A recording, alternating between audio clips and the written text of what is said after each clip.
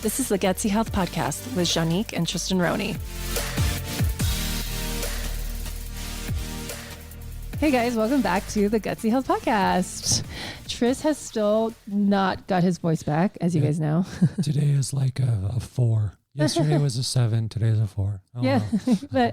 but like when we recorded our big announcement podcast episode, he was like at a 1. Yeah, that's true. So this is improvement, you guys. I do want to say thank you to everyone. I don't know when this episode is coming out. And so all the episodes are kind of not in order, but thank you everyone who reached out to us, sent love, sent positive vibes. We have been flooded with so much good mojo. So we have the best audience. You guys really just... Yeah, we love you guys so much. You're the best. Yes. So I'm super excited about this topic today. We have Tricia Nelson on the podcast. And as you guys know, we're going to be talking a ton about emotional aspects to the healing journey, about not trying to submit our bodies or force them into healing responses, but working with our bodies, listening to our bodies. Tricia Nelson is an internationally acclaimed author and transformational speaker and emotional eating expert. So she's going to tell us her story, but she lost 50 pounds by identifying and healing the underlying cause of her emotional eating. And so she has spent over 30 years researching the hidden causes of the addictive personality. And she has the #1 best-selling book, Heal Your Hunger, 7 Simple Steps to Ending Emotional Eating now. And so I cannot wait to hear from her because she's walked the walk, she's talked the talk, and she's helping other people get through that too. So Tricia, welcome. We are so lucky to have you. I'm so happy to be here. Thanks for having me and welcoming me. And I'm glad you're getting better, even though it's a bit of a roller coaster ride. Thank you so much. So Tricia, tell us your story. What was happening in your lifetime? And were you into health before you lost the 50 pounds, or did you lose the 50 pounds and then get into the health world?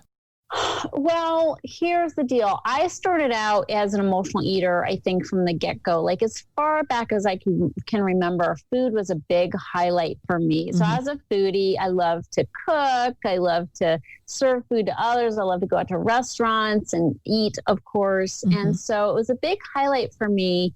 And I had no knowledge of it being an emotional issue. I thought I just liked food. Yeah. But, I did gain weight easily, a slow metabolism. And by age 21, I was 50 pounds overweight, like you were saying. And I was very frustrated because I had spent a good number of years already at that young age trying to get to the bottom of it. So, of course, you start out with diets, and then you start out with you do exercise programs and pills and potions and lotions, as I like to call them. And I then started going deeper. I went to 12-step programs. I went to an eating disorders therapist. So I was really covering the gamut of different kinds of solutions.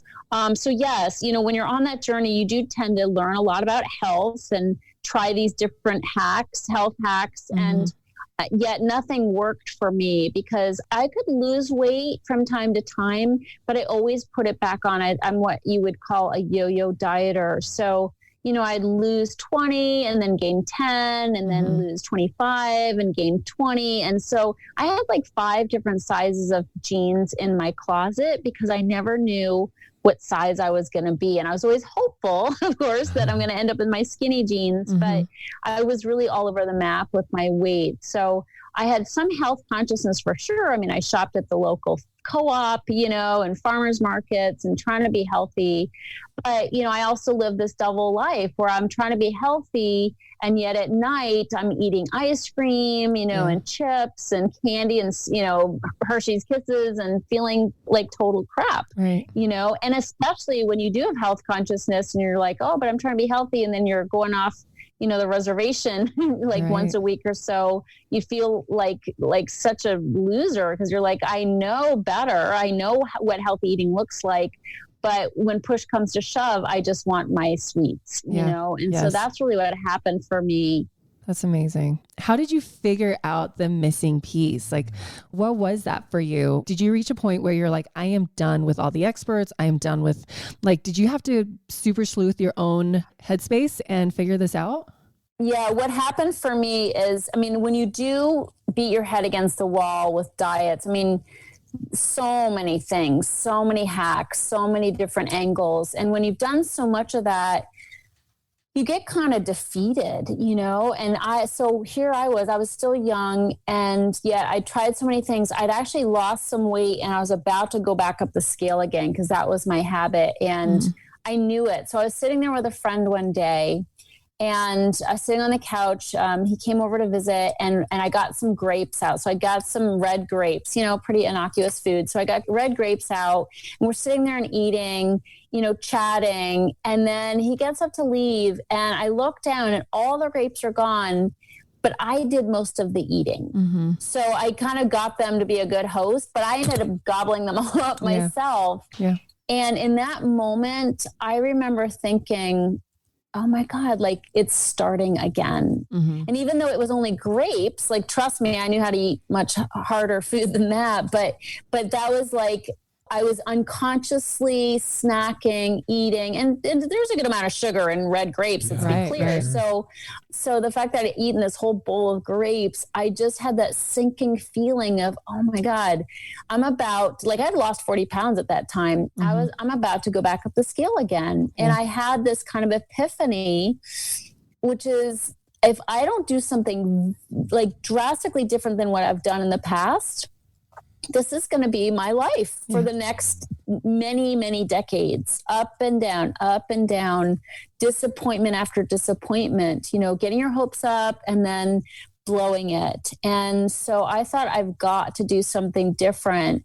And what happened after that time that I had that thought was that I met somebody who was more of a spiritual healer, and he showed me how to really go deeper and deal with the underlying causes, like the emotional causes. And I'd never done that before. I was always focused on the symptom of food and weight. And it is just that, a symptom. And which is why it never lasted for me, is that I hadn't gotten to the real problem. Like, how did I get to unhealthy eating in the first place? What was driving that? What was driving me to open the refrigerator door 10 times a night, wondering what can satisfy me? Those are the questions I needed to answer. And when I found somebody who could guide me, really like a mentor or a coach, that's when my life really changed, and I was able to keep the weight off and never put it back on again. Amazing. So you reach this point and you're like, okay, something has to change. You find this spiritual leader. And then how did you start Heal Your Hunger? Like, what did you do and what drove you to start this? Yeah. So what happened is, when I healed, and it was kind of like a good year-long journey of healing. Well, it's been a lifelong journey, actually. Yes, sure. But let's be clear. But at the time, I did a lot of intense work, and after a year or so, I was in so much of a better place, and I didn't have the cravings anymore. I was in a thin body, and I could handle being in a thin body, because that's, a whole thing in and of itself, feeling worthy of being thin, or feeling comfortable with more feelings, that come when you're not covering it up with food. So after that, I started helping the man who helped me. I started kind of assisting him in helping other people with many different kinds of addictions, but usually with the food issue more often than not. And so I spent the next 25 or 30 years doing that work with him, alongside him. So we worked together as partners for many years. And then about 4 years ago is when I decided to really just focus on emotional eating, because I really saw that as the crux of the problem in so many health issues. Everybody's trying to get to the bottom of their autoimmune issues, or their gut issues, or their, weight issues, or diabetes. I mean, you name it, whatever the health problem, diet plays a major part of getting the problem and then healing the problem. Right. Absolutely. And so I just saw that this is really the gap, is that people can't get, over the finish line with their health goals unless they address emotional eating, if that's an issue for them. 100%. And unless that's addressed, they're going to keep putting, good money after bad, trying to heal their bodies without realizing a good part of the problem is that they're eating eating crappy foods for emotional reasons. Right. And so that's really when I decided to start Heal Your Hunger. And I have a podcast called the Heal Your Hunger Show. And I came out with my book that you mentioned earlier and started a comprehensive program that people could go through to learn my step-by-step process. And I just codified what I did to heal, and what I do to this day. I definitely have to walk my talk because I'm not cured. Yeah. I still have that amazing affinity, for food, but I don't act out on it because of the steps that I teach people, and I still do today. So I want to go way, way back because we are raising a 6-year-old and a 3-year-old, and I'm already hearing negative talk in my 6-year-old. And I think this is the normal human experience, right? And what's interesting is we don't, listeners are probably not going to believe this, but I don't do negative talk about my body ever. Have you ever heard me be No, she never has. I actually don't. I'm actually a very confident person, and I'm very plain. I don't wear a lot of makeup. I don't do my hair. So I haven't modeled this obsession to my children. And yet they are very self-conscious about how they look. I had this really intense conversation with my 6-year-old yesterday about the moles and how he doesn't like them and how he doesn't think he looks good. And it blew my mind. And so I want to go back to why, because now we take these, I think these innate insecurities, we couple them with highly addictive foods, and we have the perfect storm for enmeshment and codependence, right? Yeah. With food. Why do we get there?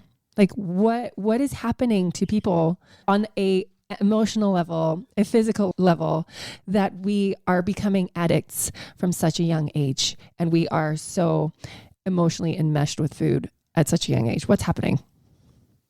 It's a complicated answer. I think our culture definitely, is a major contributor to it. I mean, especially with social media now. I mean, and we had it long before social media. I mean, I'm no spring chicken. So, I mean, magazines, photoshopped images of women, everything always looking good, airbrushed, has to look perfect. Right. And that's all we put up on Facebook, and Instagram, or the hot photos. We don't put the bad photos on there, and so we're still getting an idealized idea of how we should look, and that permeates our culture and our kids as well, unfortunately. And it's still very much a fat phobic culture where even though 1 in 3 people is obese, it's still very much something people don't want to be. And I mean, for good reason. There's a lot of health issues that come along with obesity, but at the same time, that kind of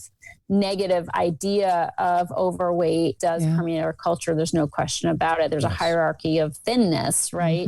Absolutely. So it's hard. It's hard when kids have that stuff going on. I'm so glad that you don't, that you're so conscious and you don't contribute to it. But unfortunately, if they're watching TV, you hear comments made on TV shows and as jokes, about people's weight. And it's really impossible everywhere to avoid. Right. And I mean, even in Disney. No question. And then you've got, oh my gosh, absolutely. And also it's such an unhealthy culture, even though we have a higher health consciousness, we still have, food as drugs. I mean, sugar as a drug, and sugar addiction is so rampant. Right. And because of people are glued to their screens, into television, the commercials are still running. And so people are still getting messages not only about food being reward, but also the idea that food fixes things, and we stuff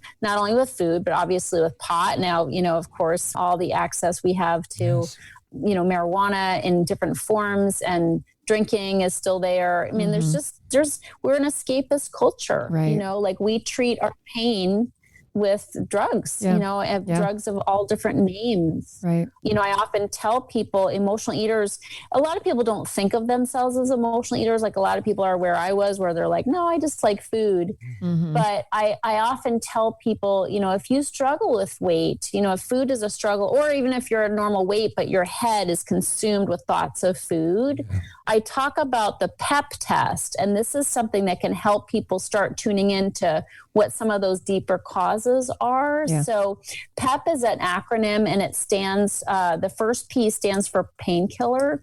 So we use these various drugs, and food is a drug, sugar is a drug. We use it as a painkiller to kill emotional pain. Yeah. Yes. And it's just right. It's just true. Like, we don't want to feel uncomfortable feelings, so we douse them with food. And kids are doing this too. We go to the kitchen.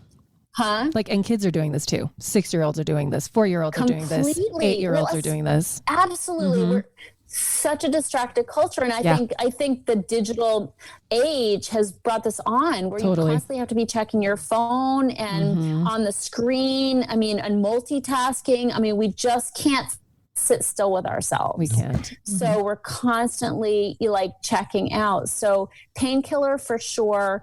The E in the PEP test stands for escape, which of course, I don't think there's any greater time than people wanted to escape their reality than now with COVID, where you could walk out the door and literally die. And so people this year, I think, are tuning into the idea of emotional eating more than ever. Like, they're starting to say, I think there's something emotional to the way I'm eating, you know, because I don't need all this food, but I'm just sitting in the kitchen eating. So we use food as a form of escape because of worry and stress and fear. We want to numb out. We just don't want to feel, we don't want to be responsible for our reality right now, because it's kind of hard. And then this last P in PEP stands for punishment, which we use food as a form of punishment, which seems counterintuitive, because oftentimes we're like thinking of it as a reward. But my experience of emotional eaters is we feel a lot. Like, as emotional eaters, we feel deeply. And one of the things we feel very easily is guilt. And so we feel bad about so many things, and we beat ourselves up, not only for our eating behavior, but for other things. And we're kind of an emotional bunch. And so we use food as a form of punishment, because it feels like a reward at first. But if you overeat, you know, and sitting in front of a TV for an hour and a half, you feel disgusting. You've got crumbs down your sweater. You know, the next day you don't feel like getting out of bed or exercising. So it's like, wait, it was a reward, but now it feels really bad. Like, I just made myself feel terrible. And why would I do that? And it really is for some more subconscious feelings of guilt or unworthiness. And so that often drives people's eating behavior or binges as well. So these are just a few things that I like to bring to people's attention, because they're like, emotional eating, there's nothing emotional about my eating. But when I say the PEP test and I say, hey, you're using food as a painkiller to kill pain, as a form of escape to alleviate fear and worry, and as a form of punishment because you feel bad about things and you're not addressing it, it helps people start to maybe ask those questions, like, you know, on the 10th trip to the refrigerator, like, wait a minute, am I really hungry for food, or is there something else going on here? And that's the question we need to start asking ourselves, so we can tune in, like, what is the emotional draw between me and that food that I feel like I have to have? So wait, hang on, sorry. I'm sorry. Go ahead. Well, I'm really curious now, where does all of this fit in with eating disorders such as bulimia and anorexia? Are they on the same spectrum, or is this a totally different process? Well, I love that you use the word spectrum, because I really do consider it to be a spectrum. You know, I use the words emotional eating because I believe it's all emotional eating. So if somebody is eating in excess and they're vomiting, you know, to get rid of what they ate, you know, they ate to excess for emotional reasons. You know, if somebody's under eating, restricting, having one Larabar a day only plus black tea, that's for emotional reasons too. Yeah. You know, it might be emotional under eating, but it's driven by that same PEP that I'm talking about. You know, it's still serving as a painkiller, as an escape, and as a form of punishment. Yeah. So it really is a spectrum. And I have on my website, I have a quiz which will tell somebody whether they're an emotional eater or a food addict or somewhere in between. And they'll actually get a personalized score by taking that. Very cool. Like 3-minute quiz. But it's all like disordered eating. So, you know, when somebody does go to the point of being bulimic or anorexic, it's just, you know, they're in a lot of pain and they're doing more violent things to their bodies on account of their eating behavior. But usually, you know, at the very root cause, you know, it's using food, right, to mitigate their feelings, bottom line. food and other abusive things like bulimia or starving, or sometimes cutting goes along with it as well. So then what is the difference between an emotional eater and a food addict? Yeah, so it's really just where are you on the spectrum? So that spectrum, where if somebody takes a quiz, they'll know where they're on the spectrum. Okay. It's really qualified by control and consequences. Gotcha. Okay, so if somebody's on the low end of the spectrum, perhaps they went on vacation and they ate and drank too much, and they put on 5 pounds. Yeah. Okay. Lots of people do it. Yeah. They come home and then they're like, okay, that was fun, but now I feel bad. So I'm going to jog extra this week. Like I'm going to run an extra mile, every day of the week, and boom, 5 pounds are off by the end of the week. Mm-hmm. That's a high level of control. So they might be an emotional eater where, I sort of feel like everybody's an emotional eater. Like we all can go off, off the rails sometimes, food is really yummy and easy. Yeah, totally. Holiday time or COVID. It's like people will do that. But if they can course correct fairly easily and kind of get back to their normal weight and get back to healthy, clean eating, then they have a good amount of control. So they're on the low end of the emotional eating spectrum. Yeah. On the high end is somebody who doesn't have that level of control. Plus the people on the low end, by the way, have very few consequences. An extra 5 pounds that they can take off easily, not a high consequence. On the high end though, in food addiction, which is totally where I was, I would binge. I was definitely a binge eater. I was never able to puke away what I ate, but I packed it on and I gained weight very easily. But basically I would get ice cream and cookies and chips and sit in front of the TV for 3 hours. And I'd feel totally sick at the end of those 3 hours. And I'd wake up the next day with the worst hangover, like sugar coma and emotional hangover. Like, what did I do? Like, I can't believe I did that again. I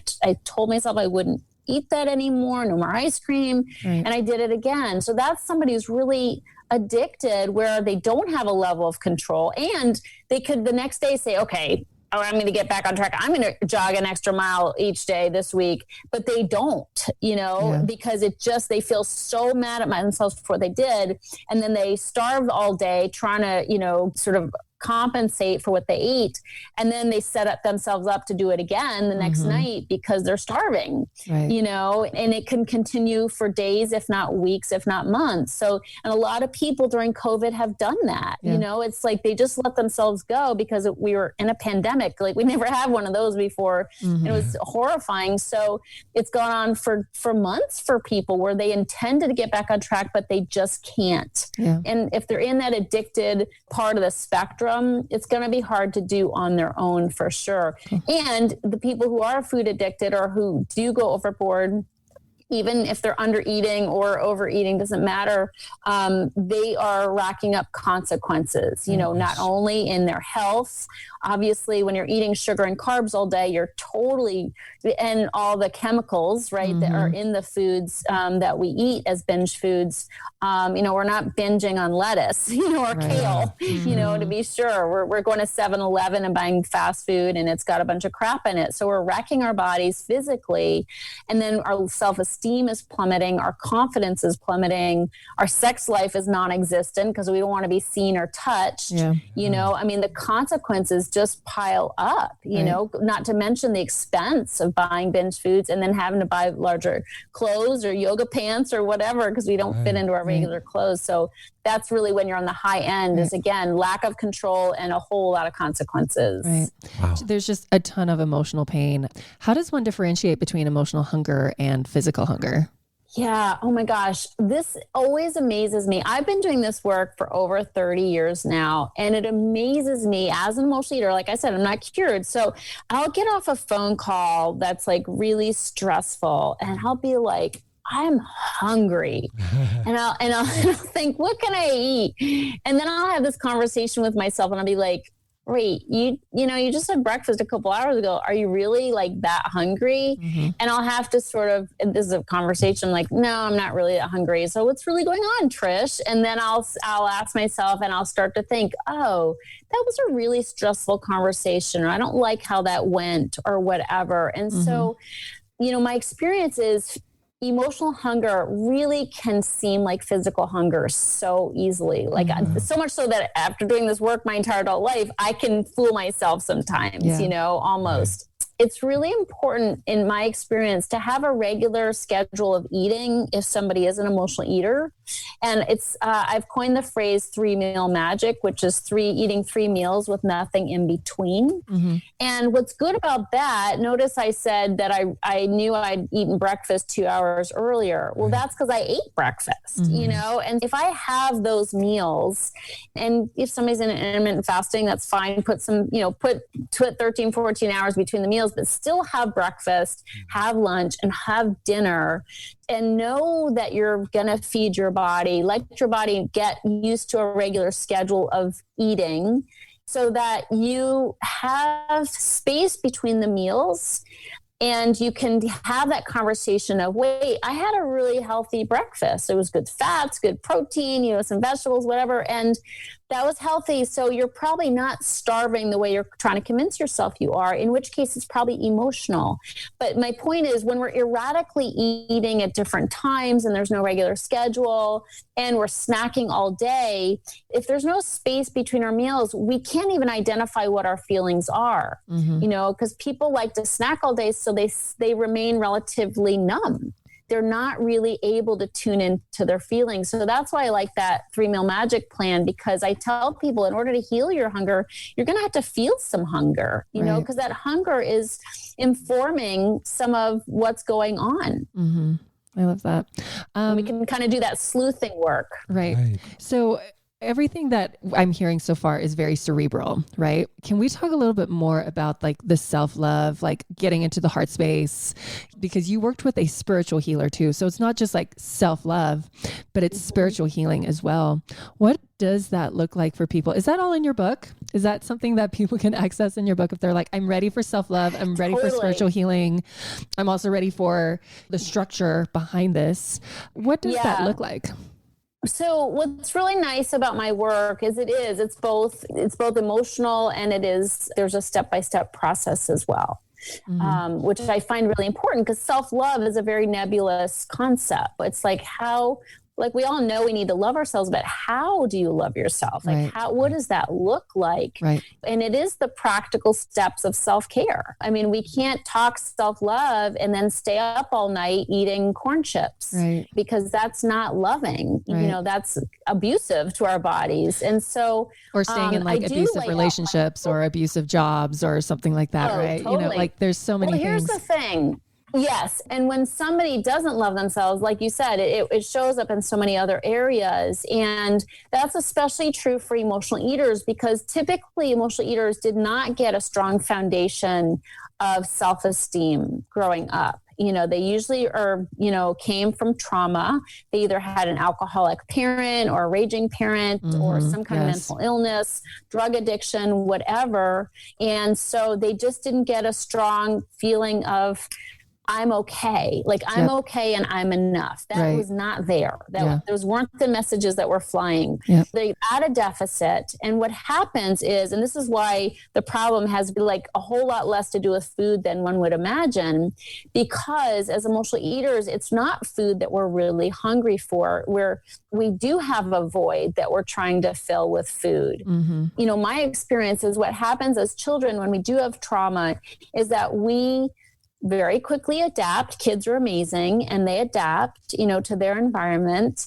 And so as kids, we pick up these coping tools, which work. Okay. Coping tools like being hyper vigilant. If you have an alcoholic or raging parent, like your antenna are up, like everybody's mood when they're walking in the door. Totally. So you have this hyper vigilance as a child.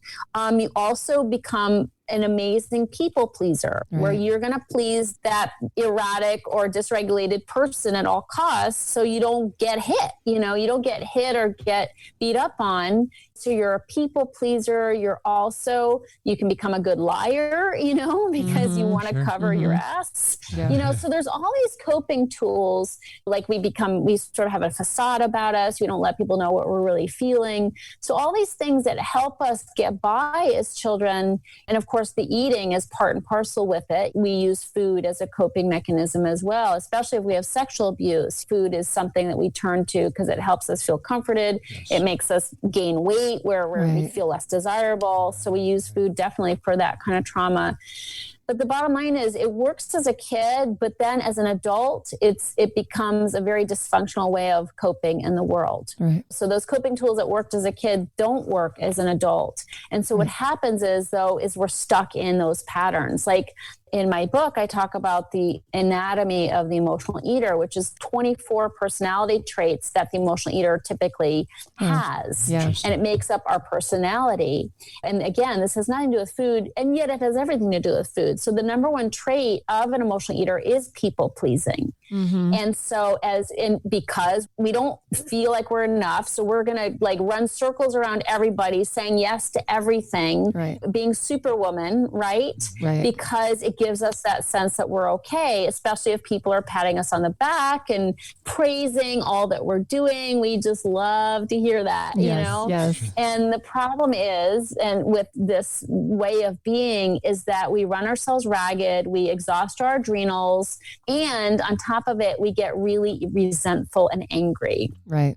Because nobody's ever as pleased as we expect them to be. Mm-hmm. Right? Yeah. Yes. So we're kind of we're pissed off. We're like, geez, that didn't pay off. I just knocked myself out and I barely got a thank you, But this is a good example of a way, one of the ways that we need to really change in our lives. It's not about changing our food as much as it is changing the way we live. Because if we just go on a healthy diet and we continue to people please and run ourselves ragged, we'll go back to the food in no time because we're tired and we have no energy and we're looking for that quick hit and validation. My work is really about, going deeper and healing those ways that we show up in the world, those coping tools that no longer work, overdoing and over-pleasing and not taking care of ourselves, putting everybody else first. It's very typical for moms, especially to do, is to just be doing for everybody and forgetting themselves. And that's just not going to fly.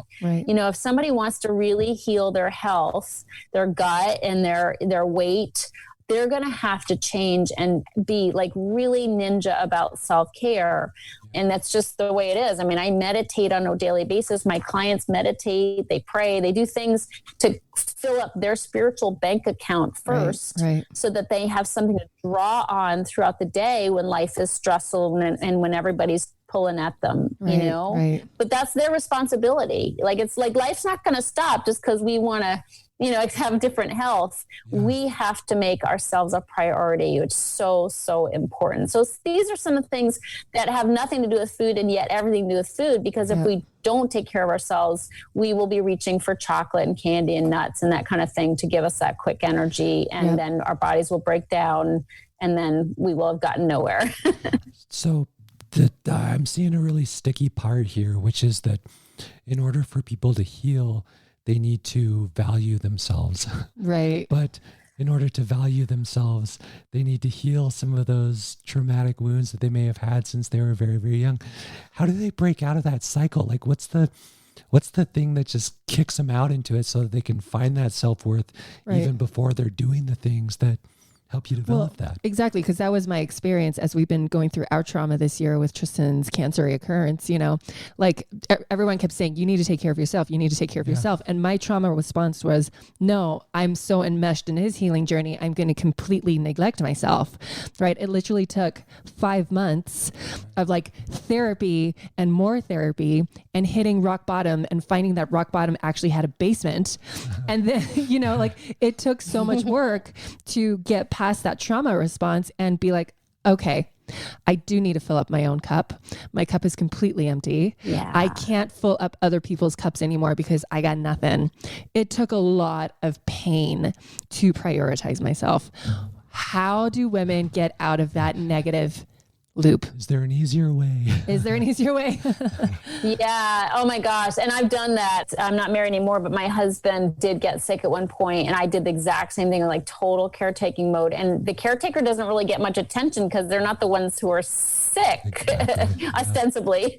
But so I get that. But yeah, my experience, I'm going to give you a quote, and that is that we don't think our way into right living. We live our way into right thinking. Okay. We don't think our way into right living. Yes. We live our way into right thinking. Yes. Wow. And the reason why that's so important is that, again, back to this idea of self-love, it's just an idea, but we have to put action behind it. Yes. And so people don't value themselves and then start taking care of themselves. My experience is they have to get support in taking care of themselves, and they will build value. They'll build self-esteem by taking care of themselves. And it seems like it would be the other way around. My experience is, especially with the food issue, is that it's really hard to change what's a lifelong habit or addiction on your own, and when it comes to food, I think people especially think they should be able to do it on their own. Right. Like, what's wrong with me? It's just a cookie, like, what's wrong with me? It's not like a needle with heroin in it. It's a cookie. So the fact is, we have the addiction to food, we've had it longer than anybody ever started doing heroin. Like, it starts like it really early. So it's really deeply ingrained. Right. And we have to eat every day. Right. Like, we don't have to hang out on Avenue B, or whatever. It's like, we have to eat every day. You have to take your drug out of the refrigerator and handle it and deal with it and put it back in the refrigerator. I always say it's like taking the tiger out of the cage. Yeah. And everyone glorifies it. Everyone glorifies this drug. They reward you with this drug. Like, your kid goes to school and they give you this drug. Like, you finish a karate class and they give you this drug. It's so normalized. Like, we have birthdays and that drug is like all over the table, and we don't recognize it's a drug, and it's one of the most addicting substances on the planet, and then it's the most normalized. And in fact, you're a terrible person if you don't give this drug to your children. Like, how dare you deprive them of this drug, you bad mom? Like, it's really messed up. Like, the culture around this particular drug that we use to medicate ourselves is really toxic. No kidding. So sorry, keep going. I interrupted you. But that's okay. That's why you can't do it alone, and people really need to let themselves off the hook and get support for it, because it is like the hardest of all addictions to overcome, bar none, in my experience, and if you get support, there's no shame in that. It's, we don't have any shame in hiring a trainer when we want to get fit at the gym. Like, we're like, no, that's the way to do it. Or if we want to get really good at a sport, we hire a coach. That's the smart thing to do. If you're in business, you hire a business coach, But when it comes to food, we think we ought to be able to do it on our own. And it's just, we have so many failed attempts. I mean, 98% of all diets fail. So don't be trying to do it on your own. Give yourself the gift of support, and then be supported in taking those actions, which can build your sense of worth and your self-esteem, and it will build, and a big part of what I coach my clients to do also is start speaking up for themselves, because emotional eaters are really one of those 24 personality traits is that we don't speak up. We don't communicate our needs. We want people to be mind readers, And so I really literally am coaching people to start speaking up and say what they need and be clear and confident in the way they speak. And boy, does that make a big difference, because that cuts down on their feeling of resentment and overwhelm, and they start getting help with things. And so there's just so many things that have nothing to do with food and yet have everything to do with how we end up eating that need to be changed. And so trying to do that on our own, again, we have too many blind spots. It's hard to do on your own. Mm-hmm. So that brings up another question for me. From the perspective of the supporter, we all know somebody who is maybe a food addict, at least an emotional eater. They might be someone very close to us that we're very concerned about. What is the best way to support that person without being the one that's attacking them, right? Because they probably feel very judged if you approach them. Exactly. I don't have a problem. Like, are you saying I'm fat? A lot of people probably respond with that. How do we support from a loving space? I mean, it's a good question. And it depends, I think, to the degree to which somebody is coping to having a problem? Like, are they complaining about their weight perpetually? If they are complaining about their weight, then there's an opening there. Like, you know, and here's the thing. The nice thing about the work I do is it's so different than the usual diet and exercise track. And so many people who struggle with food and weight are so tired of people telling them, like, eat less, exercise more, or moderate your sweets. None of these things can they do. Right. You know, like without support and without, you know, and so they feel like losers, you know, because they can't ever follow the diet. So they already just beat the hell out of themselves as it is.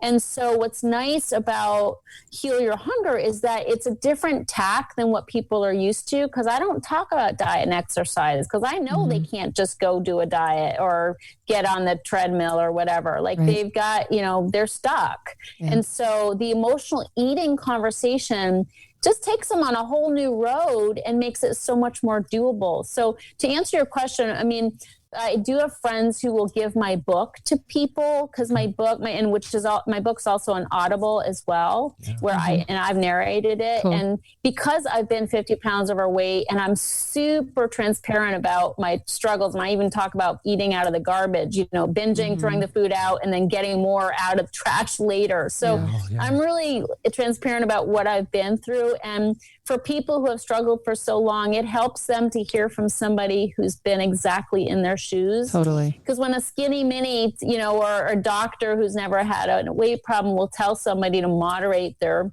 food intake or whatever, that person who struggles is like, wait, but you don't know, like you have never been in my shoes, you know? So I would recommend my book, my podcast, the Heal Your Hunger Show, and just let people know, hey, it's not your fault if you've struggled for years and haven't gotten where you want to go, you know? And I tell this to people all the time. I'm like, you were trying to heal this, like you were doing it at the symptom level, and that wasn't designed to, that couldn't ever work. Right. Like just trying to fix the symptom is never going to give you long-term results. You might lose weight for a time, but you'll almost invariably always gain it back. So I think just letting people off the hook by letting them know, hey, did you know 98% of all diets fail? Like you're in good company. Like it doesn't work.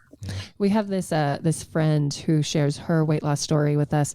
She's actually a great like mentor actually. And as we've been dealing with our trauma, she shared her trauma and how she used to be overweight and she started working on the emotional aspect and doing like EMDR and other therapies. And she had this like massive aha moment where she was like, I'm just going to love my body. I'm just going to love it. Like intuitively, like somehow knew that once she starts to love her body, like the weight's going to come off. And this is someone who loves Diet Coke and loves junk food. And the only thing she did was shift her emotional narrative around her body. And she loved her body into losing weight. And she hasn't changed her diet. She hasn't changed her lifestyle. And do you know how much she lost? I don't. Like, but she went from overweight to completely normal body weight now. And the only thing she shifted was she filled up her own love cup with like self-admiration and body positivity. And I think, is that true? Is that going to happen for everyone? I have no idea. I don't think so. But I just think it's like the power of the mind and the power of the emotional aspect of healing is so important. And we keep trying to submit our bodies, right? Like we're going to force you to lose weight. We're going to force you to heal. Like you have to do this, right? Like you have to take your supplements. You have to eat 8 servings of vegetables a day. And when we shift from that, we're working against our bodies. Right, exactly. And not with them. With our bodies. Yep. And I'm going to say this over and over on the podcast. Like when you shift from an I have to standpoint to I get to take supplements. I get to eat vegetables. I get to exercise. Everything's going to work for you. Your body will work for you and with you versus you trying to beat it down into submitting to your will. And so, anyways, emotional aspects, you guys, to healing is just ginormous. Yeah. And Tricia, like your experience, your story, your expertise, like is changing lives. And we are so grateful for you for being on here. So you have the podcast that you mentioned, the book, your website, healyourhunger.com, correct?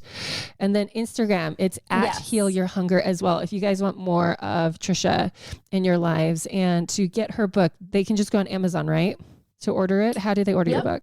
On my website also, there's a link to the Amazon. It's Heal Your Perfect. Hunger, 7 Simple Steps to Ending Emotional Eating Now. And I also have Instagram, Tricia Nelson _, as well. Perfect. Awesome. Is there anything else you want listeners to know about you before we wrap up? Any other avenues? Links? I definitely recommend, taking the quiz on my website, the emotional eating quiz, and find out what your personalized score is. And then I do a quit sugar challenge frequently. And so if somebody gets on my email list, you'll find out about that. And that's a super fun 5-day journey to just clearing sugar out of your diet. Are you doing one in January? I am, January 4th to 8th, actually. There's probably a lot of people that will benefit from that one. Right. Especially if they take that quiz. Absolutely. Perfect. Well, yeah, for sure. Well, Tricia, thank you so much for your time and your expertise. And you guys get her book. If this really resonated with you, you're ready to fill up your own cup and you don't know how, and you recognize that there's an emotional underlying factor that hasn't been addressed. Get her book, do the quiz, seek her out, listen to her podcast, because she is a library full of knowledge in this area. Thank you so much, Tricia. Thank you. Oh, thank you for having me, and blessings to you both. Thank you. And listeners, thanks for tuning in. We'll be here next week, I guess. Bye. We love you guys. Bye.